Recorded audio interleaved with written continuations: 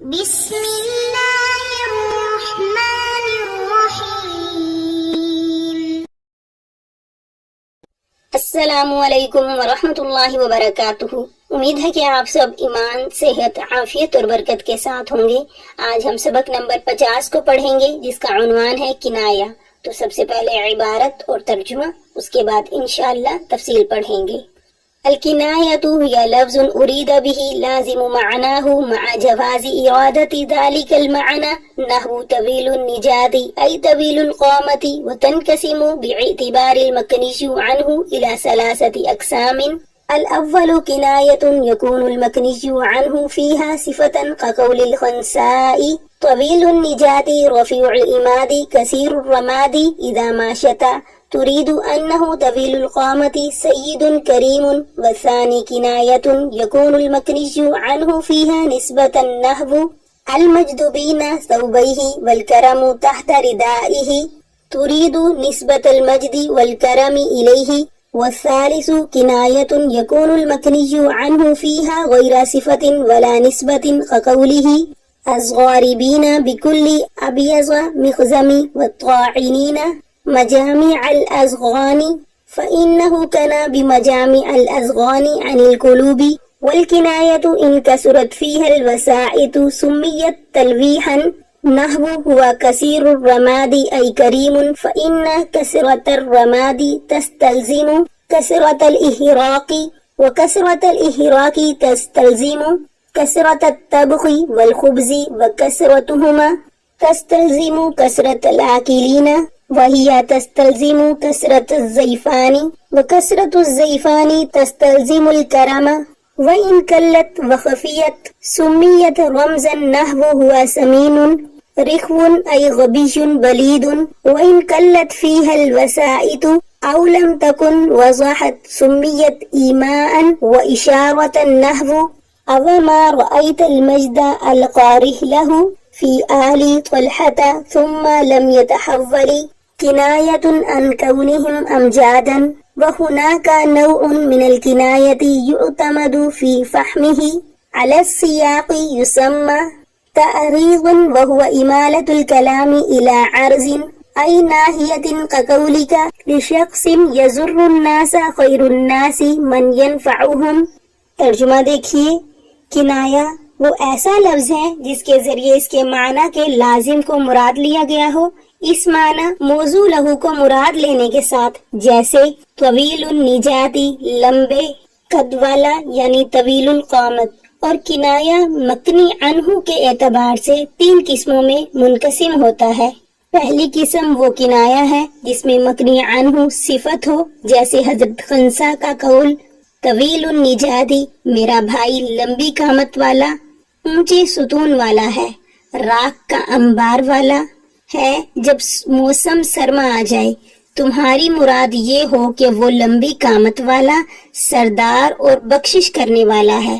دوسری قسم وہ کنایا ہے جس میں مکنی عنہ نسبت ہو، جیسے کہ المجذوبین ثوبیہ والکرم تحت ردائہ، بزرگی ممدو کے دونوں کپڑوں کے درمیان ہے اور بخشش اس کی چادر کے نیچے ہے۔ تمہارا مقصد ممدو کی طرف مجد و کرم کی نسبت ہے۔ تیسری قسم وہ کنایا ہے جس میں مکنی عنہ نہ صفت ہو اور نہ نسبت، جیسے شاعر کا قول میرے نزدیک قابل مدح ہے وہ بہادر جو ہر چمکدار چیز تلوار سے مارنے والے ہیں، اور وہ لوگ بھی جو نیزہ مارنے والے ہیں حسد اور کینوں کے جمع ہونے کی جگہ میں۔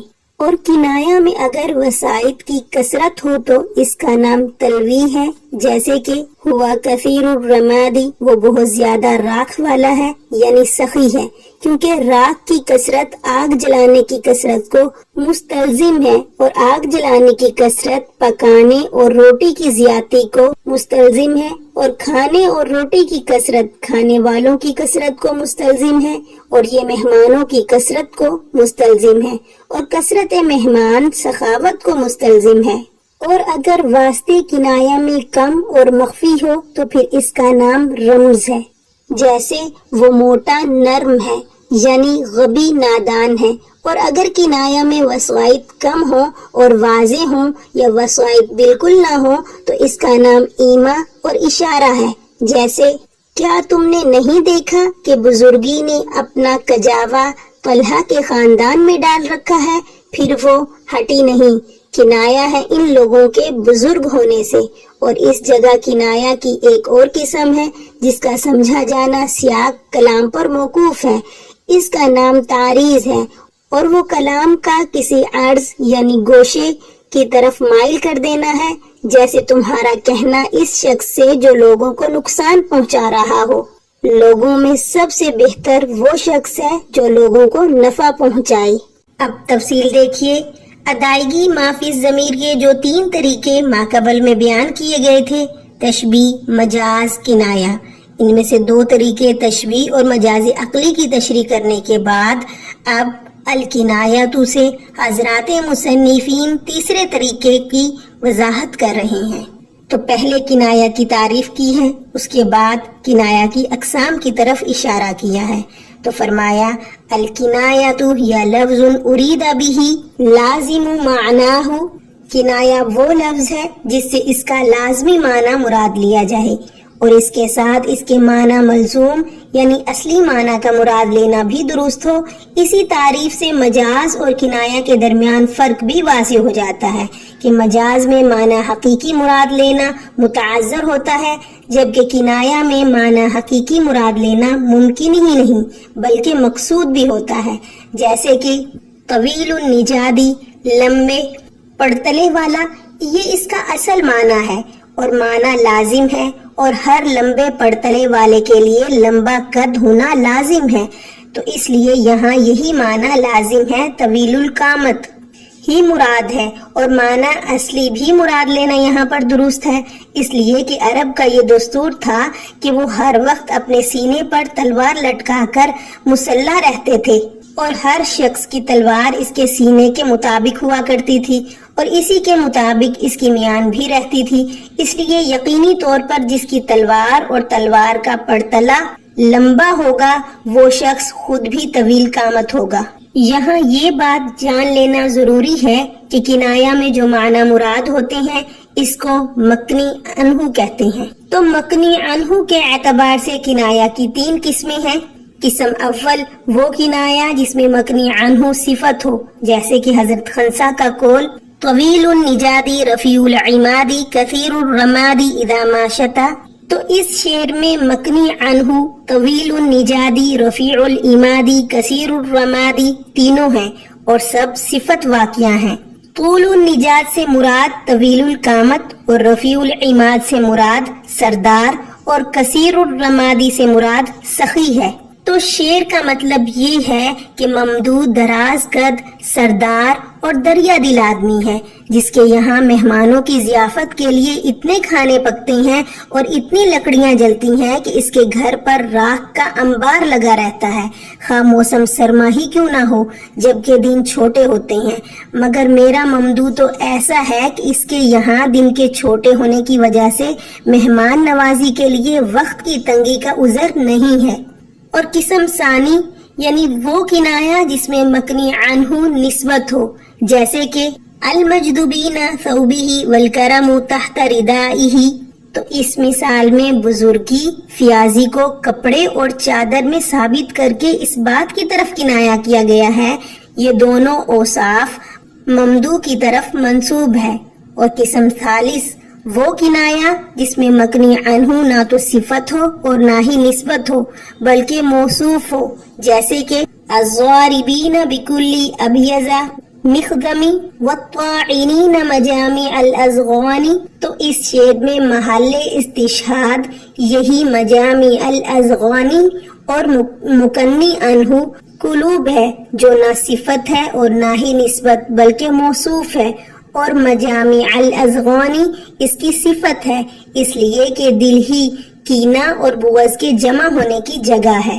آگے فرمایا والکنایۃ ان کثرت فیہا الوسائط. تو یہاں سے مصنفین نے کنایا کی اقسام کی وضاحت کی ہے کہ کنایا کی 4 اقسام ہیں. نمبر 1 تلویح نمبر 2 رمز، نمبر 3 ایما اور اشارہ، نمبر 4 تعریض۔ تو تلویح وہ کنایا ہے جس میں واسطے بہت ہوں، جیسے کہ ہوا کثیر الرمادی، وہ بہت زیادہ راکھ والا ہے، کنایا ہے مرد سخی سے، مگر اس معنی کی طرف ذہن کئی واسطوں سے منتقل ہوتا ہے کیونکہ بہت زیادہ راکھ والا، اس سے ذہن اولاً تو اس طرف منتقل ہوتا ہے کہ اس کے یہاں لکڑیاں بہت جلتی ہیں، پھر دوبارہ ذہن اس طرف منتقل ہوتا ہے کہ اس کے یہاں کھانا بہت پکتا ہے، پھر تیسری بار ذہن اس طرف منتقل ہوتا ہے کہ اس کے یہاں مہمان بہت آتے ہیں، پھر مہمانوں کی آمد سے ذہن اس طرف منتقل ہوتا ہے کہ وہ بہت سخی ہے۔ تو اتنے واسطوں کے بعد اس کی سخاوت سمجھ میں آئی ہے، تو اس لیے اس کو تلویح کہا جاتا ہے۔ آگے رمز وہ کنایا ہے جس میں واسطے کم ہوں اور اس میں کچھ پوشیدگی اور خفا ہو، جیسے کہ ہوا سمین رخون، وہ موٹا اور نرم ہے، یعنی کند ذہن اور نادان ہے۔